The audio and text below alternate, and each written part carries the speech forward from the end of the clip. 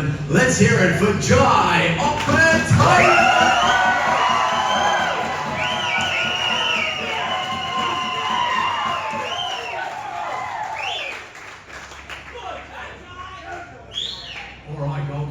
Thank you very much for that introduction and that welcome. I wasn't expecting that, but it is well deserved for one of the great men of the business. Jai, first of all, thank you so much for joining us during Fight Week for these discussions. We know that you have full focus at the moment on this big world title defense and moving forward into another big year for you. I don't want to ask you, I guess, the regular questions about how you're feeling. I've seen it online, I've heard from you. So in that respect, your mentality, how are you facing this fight in terms of how important it is, and what are you expecting out of David Nyika? We're expecting a tough fight, man. We're prepared for 12 rounds of war. We're prepared for 12 hard rounds. So however the fight goes, we're ready for it. You know, we always prepare like that. Let's get in those trenches. Let's get it on, absolutely. What do everyone think about that? What a start. So it's been a long journey for you. You've been boxing as a professional now for the best part of a decade, starting all up and down the east coast of Australia. It's taken you around the world. Just briefly, what can you tell us about that journey? Coming up as an amateur, of course, Australian representative, Commonwealth Games representative, Olympic Games, you've done it all. You've climbed the mountain now, but the wolf is always hungriest at the top. So tell us a little bit about your journey and how you've developed into the champion you are today. I'm born in this sport, you know. This is what I do. I'm meant to be here. You know, I'm meant to be headlining these big fights in Australia, bringing world titles here. This is where I'm meant to be. So this is just another day in the office class. How comfortable are you with all the media attention? Everybody wants to talk to you. Everybody wants to ask you about what's next. How comfortable are you with it now that you are truly one of the biggest household names in world boxing? Man, this is where I'm comfortable, you know, all these cameras and talking shit and all this stuff. I'm comfortable in the ring. So we just came to fight, get the job done, and move on to the next. Tell us about, if you can, your update and movement in terms of your mental and emotional attitude. I've never seen somebody so steely, so focused, so concentrated on the job at hand. Your eyes are that of a killer.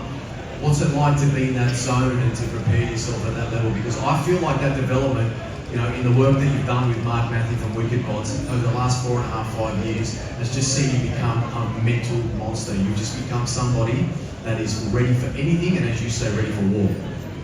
We tick every box, you know. I've got my old man doing my boxing.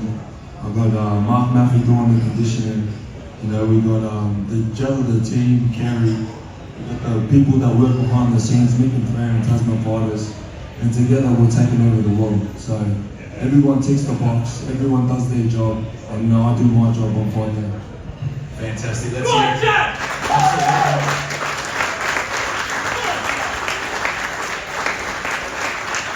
We've seen, Jai, a recent addition of you, your beautiful partner, a beautiful young child now, which is just a wonderful joy and blessing for you as well. That must really make you very, very proud to be leaving a legacy as you build your family now as well, with your family in your corner obviously, but also this beautiful young family that you're raising as well. How proud of you are to have achieved one of life's biggest goals in the personal sense. Yeah, it's good, man. You know, seeing my family here made me teary, but we'll focus on the fight, you know, so we just got to get the job done. Absolutely, let's focus on the fight. Let's quickly talk about, if you don't mind, the Morris Breeders fights. They were absolutely brilliant fights from there. You showed the world that you have the ability to be the very best. What was it like coming back after the draw in the first fight and then going the distance with him again? Were they the two fights that have really shaped your career to this point?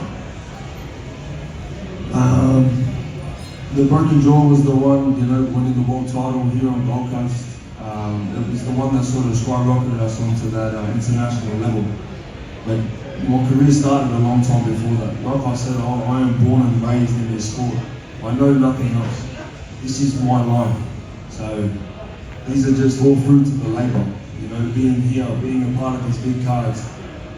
This is what the hard work has been for. You know, this is stepping stones to the chapter in these books. So, you know, we're pumped, we're ready. Bring it on, let's go. Yeah, let's hear it. Magnificent interview. Just top quality, right? Last couple of questions, please. Unification potentially coming up later in the year. May is talked about. I know there's no doubt you're not looking past your opponent at the moment, but we know that Ramirez is sitting there with a couple of belts, and then you've got the fourth that's waiting there in the WBC as well. So, how focused are you on that legacy that you can leave? I know you're looking at this first and foremost, but it must be really exciting to know that as the mountain gets bigger around you, you can continue to climb and be even greater. Honestly, I'm not even thinking of it. You know, I've got a job to do on the 8th, and then till that is done, nothing else matters.